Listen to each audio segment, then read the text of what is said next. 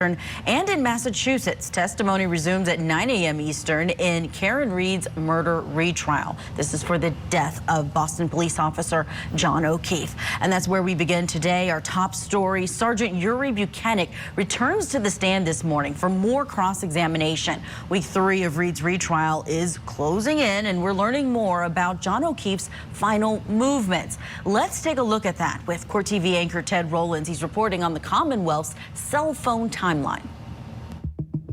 Prosecutors in the case against Karen Reed told the jury to look at John O'Keefe's cell phone for evidence of what happened the night he died. The location data, his movements recorded by a health app, and his cell phone battery temperature.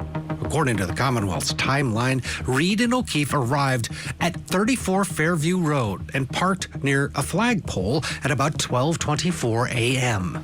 At 24 minutes and 38 seconds is the first record that shows a speed of 0 meters per second. Karen Reed and John O'Keefe allegedly stayed in the car for several minutes, while Jen McCabe texted O'Keefe from inside the home. John O'Keefe was in that car, that Lexus, and didn't move because his healthcare data is not moving. At 12:31:56, he begins to move. He will have 20 seconds before he falls.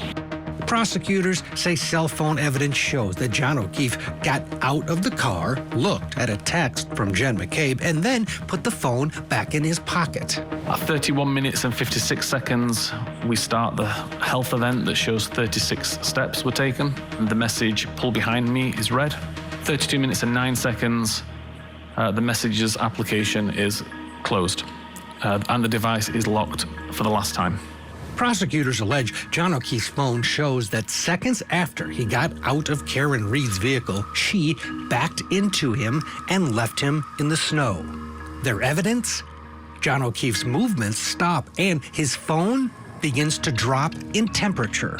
32 minutes and 16 seconds, the 36-step health event is ending. 37 minutes past midnight, battery temperature has dropped to 72 Fahrenheit. 43 minutes past midnight, the battery temperature has now dropped to 66 degrees Fahrenheit. Investigators say O'Keefe's cell phone was in his back pocket while he lay in the snow, and by 1:15 a.m., its battery had plummeted to 50 degrees. Prosecutors say when he was found and moved, the cold air hit the phone and it dropped again to 37 degrees. Then you're now at 6:14 and it's 37 degrees? Yeah, you're correct. This is the coldest temperature recorded.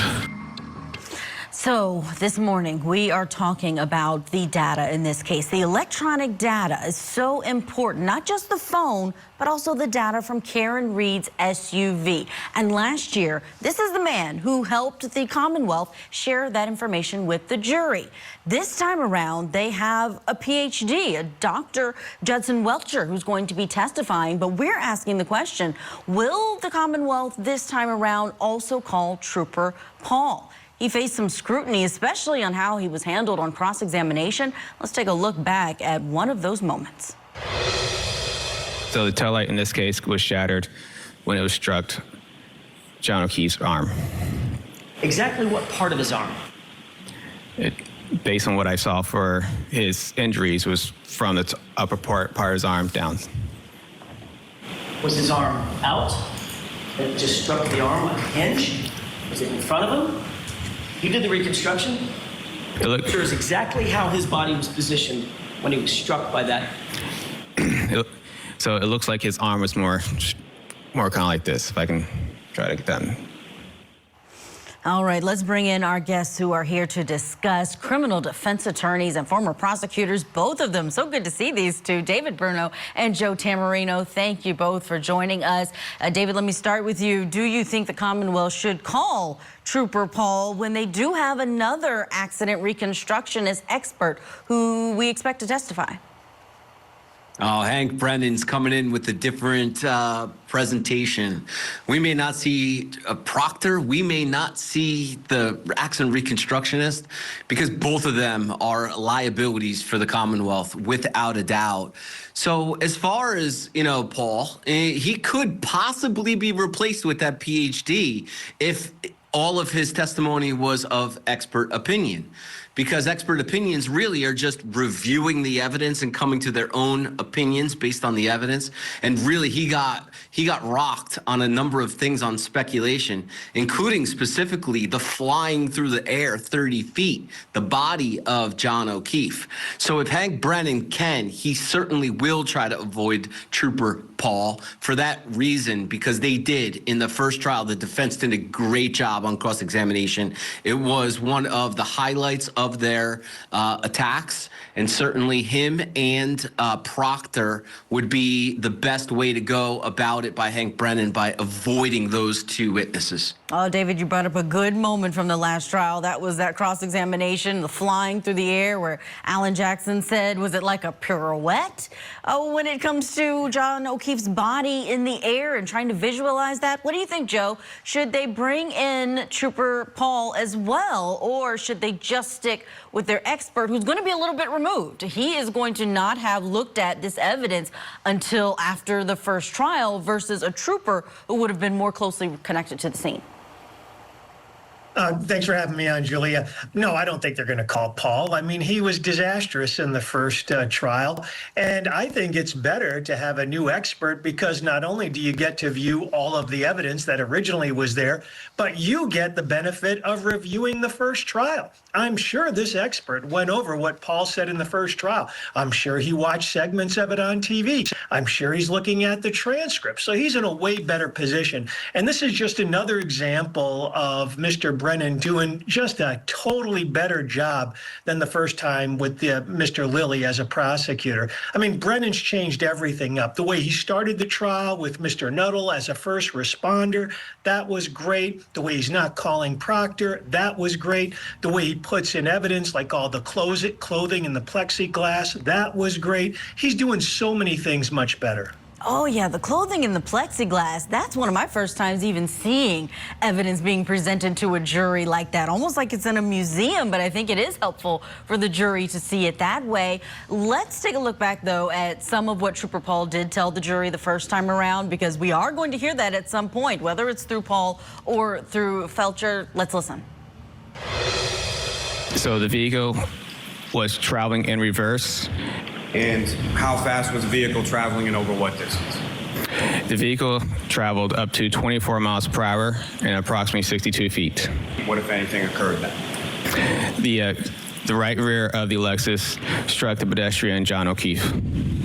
And post-collision, what, if anything, occurred with regard to Mr. O'Keefe? Mr. O'Keefe was projected forward and to the left along the front yard of 34 Fairview Road. David, let's talk about these details, because this is where some people get stuck. We have a reverse motion. There is a triggering event in this CDR box, or black box, from the SUV of Karen Reed. 24 miles per hour, 60 feet traveled. What do you think jurors are going to have in their heads when they hear that? Does it sound plausible to you? Well, look, putting the Reed vehicle in reverse is a good fact for the prosecutor, without a doubt. The problem becomes the lack of damage on the vehicle. It is limited to the lens, the covering glass or plastic of the taillight. And then the projection, like I said, this 30 feet plus projection of the victim. And that's where it gets a little gray. And that's where Trooper Paul had most of his problems, because that's really speculation. I mean, Jackson did a great job in the first trial of really laying out where the plastic was found and then where the body was found and then tying him in that way. So I agree with Joe in the sense that the next expert coming in is going to be ready for the attacks. It already appears that they're trying to clean up the problem areas. Specifically, we saw it just recently, too, with the Google searches of Jennifer McCabe. the 227. Oh, that's a tab that was started at 227. That's not the actual search. That was later after 6 a.m. Hank Brennan knows where he's got to clean up, and certainly this speculation about the flight as well as the lack of damage to the car and those injuries to the arm are going to be an area that the defense is going to attack, and Brennan's going to be possibly ready to explain. Yeah, those injuries are a big issue because no visible injuries other than the arm to his torso, to his abdomen. So it leaves a lot of people wondering, Joe, where's the injury to his body if it happened the way Trooper Paul said and what we expect Dr. Judson Welcher to say there on the stand? Well, I don't think, I mean, we know that there weren't those type of injuries to the body, and I agree that a lot of it was speculation, but I think that's going to get cleaned up now because, you know, at the end of the day with all of this, and I said this from the very beginning, I never thought this was a murder trial. I mean, this is a vehicular manslaughter trial. This is a DWI where you hit somebody trial.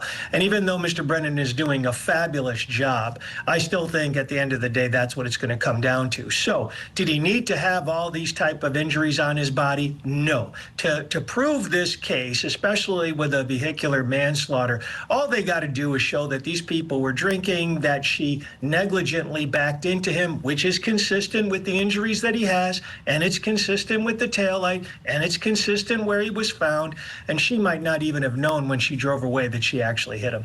Oh, yeah. You know, you talked about this being a different trial, different feel overall. I'm wondering if the demonstrative aids are going to be different, and we'll see some type of animation of what the prosecution's theory is so that jurors can really visualize it and compare it to that jury view that they went on.